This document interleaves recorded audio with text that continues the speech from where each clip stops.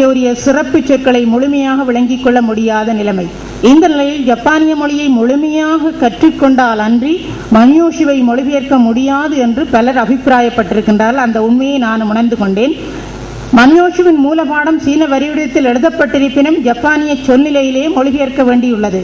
இதற்கு ஜப்பானிய மரபுநிலையான சொற்களின் அறிவு இன்றியமையாதது.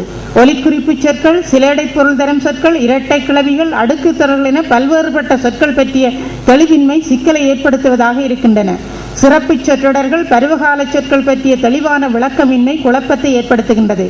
பண்பாட்டு நிலையில் உணர்வு நிலை விளக்கமற்றிருப்பதால் பாட வேறுபாடுகள் கூட தோன்றியுள்ளன. கூற்றுக்களை இனங்காண முடியாமையால் பொருள் வேறுபாடுகள் பெரிதாக உள்ளன.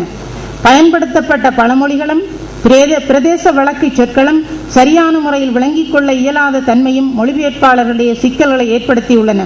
பிறமொழியாளர்களின் பார்வையில் மன்யோஷு பாடலின் சூழலை விளங்கிக் கொள்ள முடியாத தன்மையும் இங்கே குறிப்பிடத்தக்கது.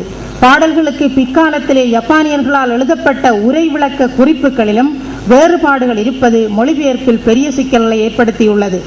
இக்கட்டுரையாளர் தமிழிலே மொழிபெயர்ப்பு செய்யும் போது இச்சிக்கல்களை எதிர்கொண்டுள்ளார். சிக்கல்களுக்கான தீர்வுகள்.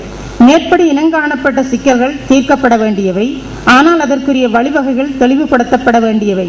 ஜப்பானிய மொழியில் அமைந்த மன்யோஷு பாடல்களை புரிதொரு மொழியிலே மொழிபெயர்ப்பு செய்வதற்கு ஜப்பானிய மொழியரவு நிறைவாக வேண்டியது. மன்யோக்கன வடிவத்தில் எழுதப்பட்ட மூல வடிவத்தை படிப்பது மிக கடினமானது. அப்பாடல்களை 5-7 அசை கொண்ட அடியமைப்பிலே மொழிபெயர்ப்பு செய்வதே நன்று. அவ்வாறு அமைக்கும் போது சொற்களையும் சொற்றொடர்களையும் இடைச்சொற்களையும் தெளிவாக மொழிபெயர்ப்பு செய்ய முடியும். தமிழ் மொழியிலே மொழிபெயர்ப்பு செய்யும் போது இத்தகைய அமைப்பிலே செய்ய முடிந்ததை நான் சில எடுத்துக்காட்டுகள் மூலம் இந்த கட்டுரையிலே குறிப்பிட்டிருக்கின்றேன். நிறைவாக கூற்று நிலையை விளங்கிக் கொள்வதற்கு தொல்காப்பியரது அகத்திணை மரபு பற்றிய விளக்கம் பெரிதும் உதவும். பாடல்களின் உணர்வு நிலையை தெளிவாக விளங்கிக் கொள்ளவும் தமிழிலக்கண பொருள் மரபு வாய்ப்பாக உள்ளது. சிறப்பாக சங்க இலக்கிய புலமை அறிவு மன்யோஷு பாடல்களை மொழிபெயர்ப்பதற்கு பெரிதும் துணை புரியும். பாடல்களின் குறியீட்டு பொருளையும் உணர்வு நிலையையும் இனங்கண்டு கொண்டால் பொருளமிதி தொடர்பான சிக்கல்கள் ஏற்படா. ஜப்பானிய பண்பாட்டு நடைமுறையான தொடர்பான செய்திகளையும் நன்கு விளங்கிக் கொண்டே இம்மொழிபெயர்ப்பை செய்ய வேண்டும் என்பது எனது அனுபவம் மூலமாக அறிந்து கொண்ட உண்மையாகும். நன்றி. இந்த கட்டுரை தொடர்பான வினாக்கள் ஐயங்கள் ஏதாவது இருந்தால் தற்போது கேட்கலாம். ஆண்டவர் தொடர்ந்து ஜப்பானிய மொழிபெயர்ப்பு முயற்சிகளில் ஈடுபட்டு வருகின்ற அம்மாவுக்கு முதலிய பாராட்டுக்கள். என்னுடைய கேள்வி, இந்த தமிழ் நம்முடைய இலக்கியங்களுடைய தொடர்ச்சி இருப்பது போல நமக்கு சங்க இலக்கியங்கள் பக்தி இலக்கியங்கள் தொடர்ச்சி இருக்கிறது. அதே போல இலக்கண தொடர்ச்சி நமக்கு இருக்கிறது. தொல்காப்பியம் அப்படி நம்ம சீரசூரியம், நன்னூல், இலக்கண வரலாறும் இருக்கிறது, இலக்கிய வரலாறும் இருக்கிறது. இப்போ இந்த பாப்பனையும் முத்திகள் சொன்னீங்களே, இந்த வடிவங்கள், அதே மாதிரி ஜப்பானியத்தில் அந்த இலக்கண இலக்கியம் சொன்னீங்க, வரலாறு இருக்குன்னு. இலக்கண வரலாறு இருக்காங்க, அதற்கான ஒரு இலக்கணங்கள். ஐயாவுடைய கேள்வி இந்த கட்டுரைக்கு அப்பாற்பட்டதாக இருந்தாலும் அதற்கு விடையளிக்க வேண்டியது என்னுடைய கடமை. ஜப்பானிய மொழியில் இலக்கிய, அதாவது எங்களுடைய தமிழ் மொழியிலே இலக்கிய வரலாறு ஒரு பாரம்பரியம் இருப்பது போல, இலக்கண வரலாறு ஒரு பாரம்பரியம் இருப்பது போல ஜப்பானிய மொழியிலும் இருக்கிறதா என்பது உங்களுடைய கேள்வி. நிச்சயமாக இருக்கிறது. துரதிருஷ்டவசமாக நான் நினைக்கிறேன், இந்த மகாநாட்டுக்கு ஜப்பானியர்கள் யாரும் வருகை தரவில்லை. இதனுடைய உள் ரகசியம் உங்களுக்கு தெரியும், நான் சொல்ல வேண்டிய அவசியம் இல்லை. ஆனால் நல்ல காலமாக நான் இங்கே ஜப்பானிய மொழியினுடைய பிரதிநிதியாக ஒரு வாய்ப்பை பெற்று இந்த கட்டுரையை படித்திருக்கின்றேன். காரணம் என்னவென்றால், இந்த பாடல்கள் மொழிபெயர்க்கின்ற போது இலக்கண அறிவு நிச்சயம் தேவை. அதனாலே தான் நான் குறிப்பிட்டேன், ஜப்பானிய மொழி புலமையின்றி இதை மொழிபெயர்க்க முடியாது. இங்கே நீங்கள் ஒரு கேள்வி கேட்கலாம், இதை ஆங்கிலத்திலிருந்து தமிழுக்கு கொண்டு வந்தால் என்னென்று.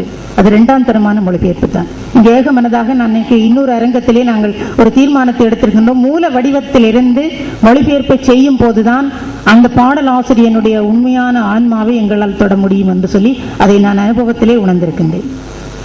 வேறு ஏதாவது கேள்வி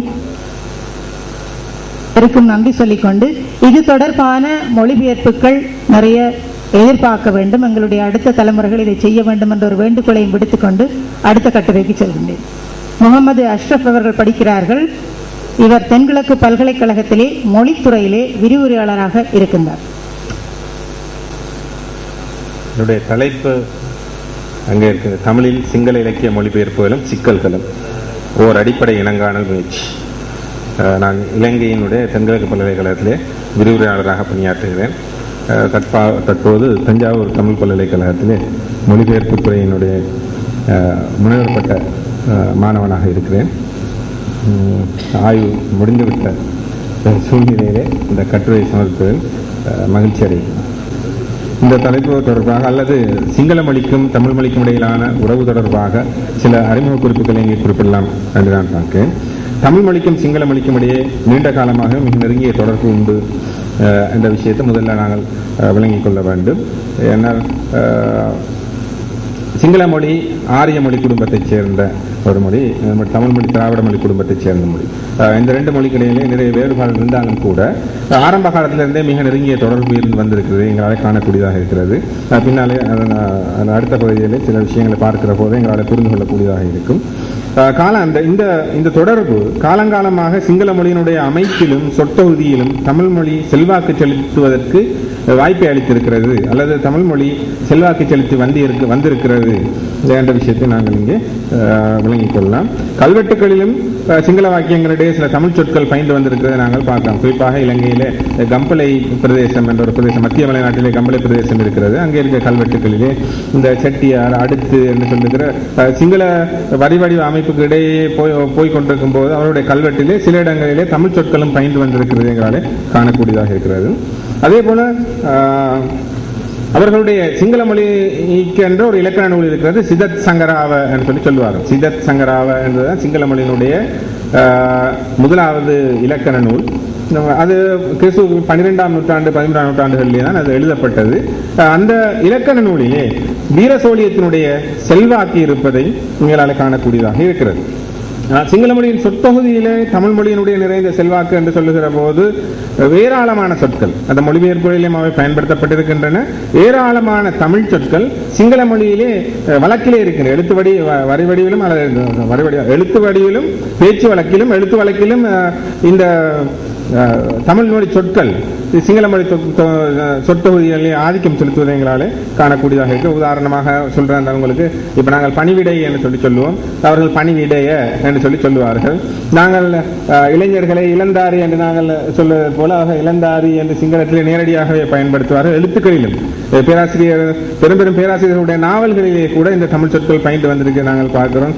இந்த மண்டி கம்பி என்று சொல்லுகிற ஏராளமான சொற்கள். இப்ப சதம் என்று சொல்லுவோம், அதை சத்த என்று சொல்லுவார்கள். இவ்வாறு ஏராளமான சொற்களை அவர்கள் தமிழ் மொழியிலே இருந்து பெற்றுக்கொண்டு இப்போது பயன்படுத்தி வருவதை எங்களால் காணக்கூடியதாக இருக்கிறது. இருந்தாலும் இவ்வாறு இரண்டு மொழிகளுக்கு இடையிலே ஒரு நெருங்கிய தொடர்பும் உறவும் இருந்தாலும் இந்த இரு மொழிகளுக்கும் இடையிலான ஒரு சுமூக உறவு சரியாக வளர்த்தெடுக்கப்படவில்லை என்று சொல்லுகிற ஒரு கருத்து, அதாவது கூற்று இலக்கியவாதிகளிடையே அல்லது ஈழத்து அறிஞர்களிடையே நிலவுவதை எங்களாலே காணக்கூடியதாக இருக்கிறது.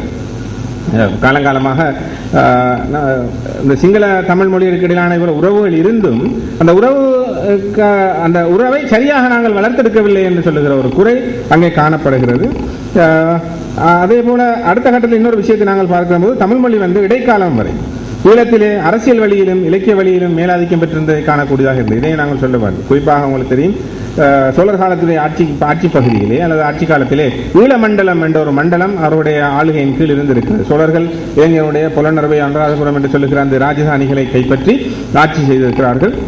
அது இவ்வாறு அரசியல் அங்கே சோழர்களுடைய கல்வெட்டுகள் நிறையவே காணப்படுகின்றன. புலனறுவை பகுதியிலே இப்போதும் பார்க்க